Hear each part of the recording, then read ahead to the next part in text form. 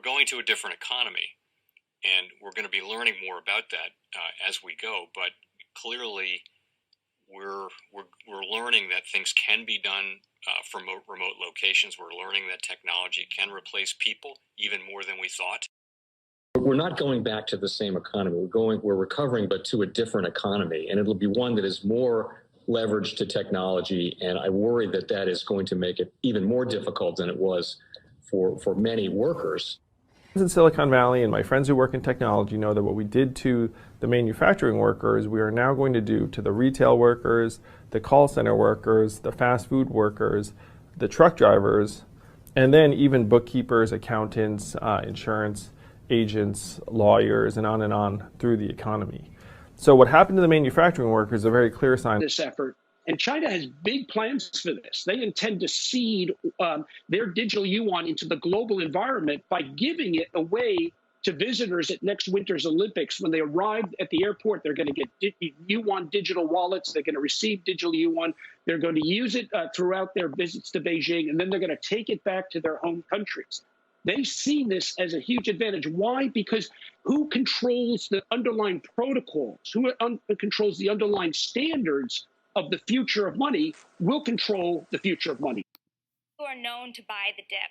So what are you buying and how much of it? Well, listen, I think there's been a big sell-off today. I think we always have to remember that crypto is still a retail-dominated ecosystem, right? We've got institutions that are moving in by the day, and that's creating a lot of excitement. But there's lots of retail money. A lot of it's leveraged. There was about $4 billion of liquidations that happened in a short period of time this morning, right? That's mostly leveraged offshore in places like FTX and Binance. And the market got too long. It got long for good reason, right? I think in the last 8 weeks, there has been a giant realization that crypto is not just Bitcoin being bought as a hedge against bad monetary and fiscal policy, but maybe more importantly, it's Web 3.0. It's the internet of value transfer. And when you see companies like Visa buying an NFT and saying they think digital goods is a big part of their future, Walmart and Amazon, the two biggest retailers in the world, putting up help wanted signs for crypto engineers and for crypto experts, there's a realization that this is a technology play. And no investor wants to miss the next internet. This is the next internet. And so there was a lot of great price movement, right? We went from 29,000 to 53,000 in Bitcoin, from whatever, 1,800 all the way to 4,000 in Ethereum. Solana, a new level one for most institutions, has burst onto the scene. And so I think we just got too excited, and this was a little air being, popped out of the balloon. Sides to this, right? Governments are going to be very, very protective of their national currencies, right? Their ability to tax and print currencies is tantamount to them existing in lots of ways. And so I think they'll be okay with payments. You're going to see the rise of stable coins, right? China's issuing one. You'll see them in almost every major country. Basically wrapped versions of those national currencies. And I think things like Bitcoin, which in the West really are being used as store of value, people aren't using it as a transactional currency. I think what's unique in El Salvador is, 20% of their GDP comes from remittances. And so you can see lots of those remittances, people sending Bitcoin back across oceans from the US to El Salvador, and the locals either keeping it in Bitcoin because they're worried about the dollar. Remember, they have a dollarized economy, or converting it and spending it in the local economy. And so, they're kind of unique in that respect. And we'll see, maybe it gets used as a transactional currency. I've never thought it would be, partly because I think it's going to keep going higher. And why would you spend something that's going to keep going higher? Well, could you argue, though, why would you spend on something on days like today where 10 minutes later it drops 10%? Could you make the case that, like you were hinting at, Taylor, if you're such a good trader, you know what time to buy the pizza and what time to pay in Bitcoin and dollars, I should hire you. Listen, it's really difficult to understand in the short term where markets are going. Yeah. In the longer term, it's not so difficult. Just look at a 15-year or 12-year log chart of the Bitcoin price and think about the adoption that is happening all over the world. It is now an asset. It's a store of value. I like to kid when Stan Druckenmiller said it was an asset. He's literally the best investor we've seen in 30 years. It's an asset. And so there are enough Stan Druckenmillers, there are enough institutions that have said they believe in this as a store of value, that it is a store of value. Mike. And therefore, I just see it heading one direction. The rollout today for El Salvador is choppy. There's a price drop. There was technology glitches at the beginning. BitGo, which you've agreed to buy, is a company that is working with El Salvador. Sam Bankman-Fried, who runs FTX, is 30 years old, who just raised $900 million for his company, an $18 billion valuation from some of the best investors in the world, right? He's a legend in this space, and he's the backer of Solana. And so that's his ecosystem. So people are betting on Sam. As more people come in, they get excited, right? Institutions are coming in. And it hit a critical point of acceleration where now it's a thing. What's a blockchain? A blockchain is a database that we all share. Solana is exciting because it's easier to build on because it's really fast, right? It's faster than Ethereum. It's faster because it's not nearly as decentralized. It's not nearly as secure and safe in some ways, right? There's only,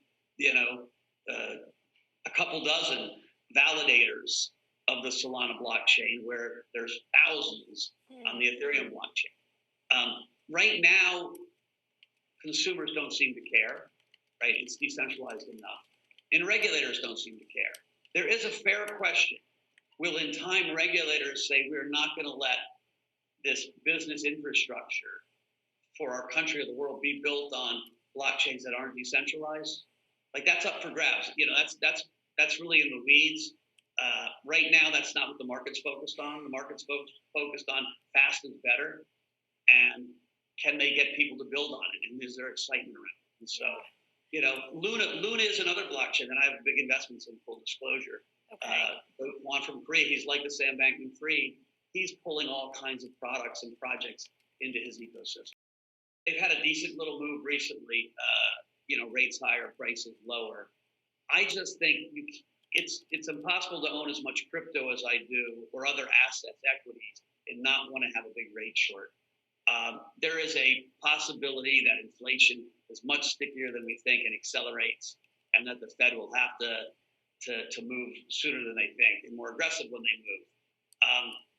They might not. If they don't, I think assets keep going up for a long period of time, right? As long as Powell keeps easy money, you can stay long your assets. But it feels like it's a really important hedge for any portfolio that's asset heavy. Welcome to the Crypto Teacher. And guys, I come with that video just to make you think. We have Mike Novogratz speaking about the sell-off. And we know this has nothing to do with retail investors. We know the Fed does not come out and say, I took your money. They have puppets that come up with excuses. I let you listen to CNBC. I let you listen to Mike Novogratz. The Fed is pumping stocks and cryptos to build this fourth industrial revolution. And like Mike Novogratz stated, it's the new internet because it gives the actual robots, algorithms, and drones a way to pay for items without humanity in the picture. That is the whole purpose. We know the Fed has to destroy this old legacy market. That's the reason why stocks and cryptos are going to crash. But then that 1% of cryptos are going to rise because we know when it comes to the New World Order, it's all planned out. You have a wonderful day. Uber, Bitcoin, self-driving cars. Combine those three together and you have the self-owning taxi. A car that is a corporation that owns itself, pays for the car lease, the car insurance, and the gasoline from the revenues it makes, giving passengers a ride, and there's not a single human involved in that matter. The most powerful person in the world is the storyteller. The storyteller sets the vision, values, and agenda of an entire generation to come. Steve Jobs. And guys, I truly believe in this. When you look at the New World Order, they're the storytellers. And that's the reason why I wrote my New World Order book. But guys, now it's time to change the current generation. And I wrote 3 kids books. You know, I love the Trinity because I understand the power that's in it.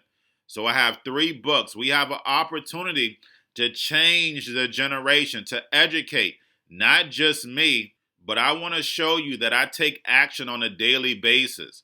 And I want you to take action on a daily basis. Whether it's your job, whether it's in your community, we have an opportunity right now to educate the masses. I posted this on my Twitter account. Please share, but this is a short clip of the 3 books. There's going to be a clothing line and action figures. Please get these books for your kids, nephews, cousins, friends, so therefore we can start the re-education now.